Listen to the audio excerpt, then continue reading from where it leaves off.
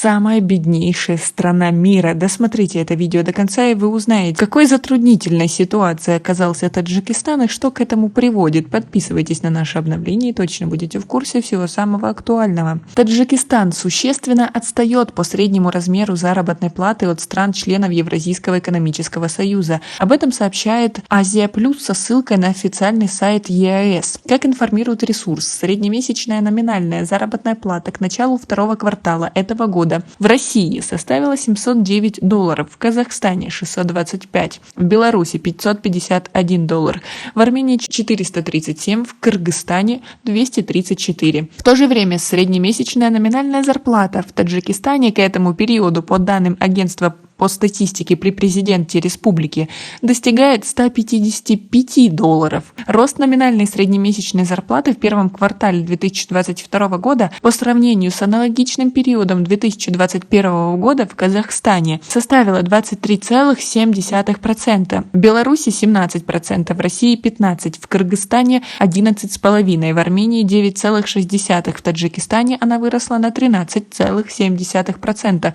но все равно не догнала ни одну страну. Как передает агентство, власти Таджикистана рассматривают целесообразность вступления в ЕС на протяжении 7 лет после создания этого объединения. Она изучалась специальной рабочей группой при Минэкономразвития и торговли республики, которая передала в 2016 году свои заключения на рассмотрение в правительство страны. Причину столь скрупулезного подхода к данному вопросу таджикские власти объясняют желанием оценить практические плюсы и минусы от участия в объединении на примере сравнительно недавнего присоединившихся к Союзу Армении и особенно Кыргызстана. Между тем, как сообщает издание, Таджикистан остается единственной республикой на постсоветском пространстве, которая до сих пор находится в числе беднейших государств мира. Согласно квалификации Всемирного банка, Таджикистан перебывает в группе стран с низким уровнем доходов, в которых ВВП на душу населения менее $1026. В эту группу входит 31 страна мира, в основном африканские. ВВП на душу населения в Таджикистане по итогам 2021 года составил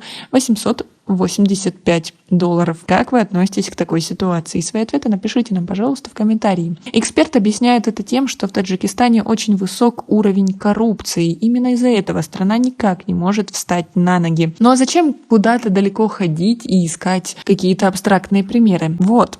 Сотрудник военного комиссариата Шахринавского района Нарзулоев Сиеджон Баймуродович подозревается в мошенничестве. Как сообщили в пресс-центре агентства по борьбе с коррупцией Таджикистана, мошенничество Нарзулоев сообщил, будучи в должности начальника подотдела финансов и хозяйства военного комиссариата Шахринава. Отмечается, что, будучи на указанной должности, Нарзулоев за подготовку и выдачу военного билета о непригодности для несения военной службы потребовал у гражданина 10 тысяч самани.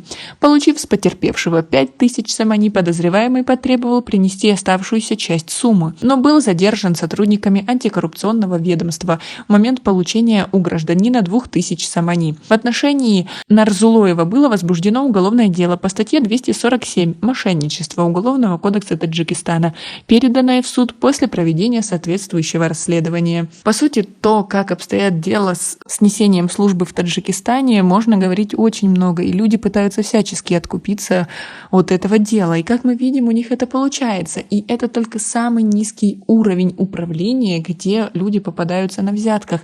А ведь коррупция у нас на всех уровнях, от президента до самого низшего звена. О чем можно говорить, если практически вся страна принадлежит семье президента? А как вы к этому относитесь? И как вы думаете, мы когда-то сможем выбраться из списка самых бедных стран мира? Свои ответы напишите нам, пожалуйста, в комментарии. У нас пока на этом все. Оцените наше видео подпиской и лайком. До скорой встречи.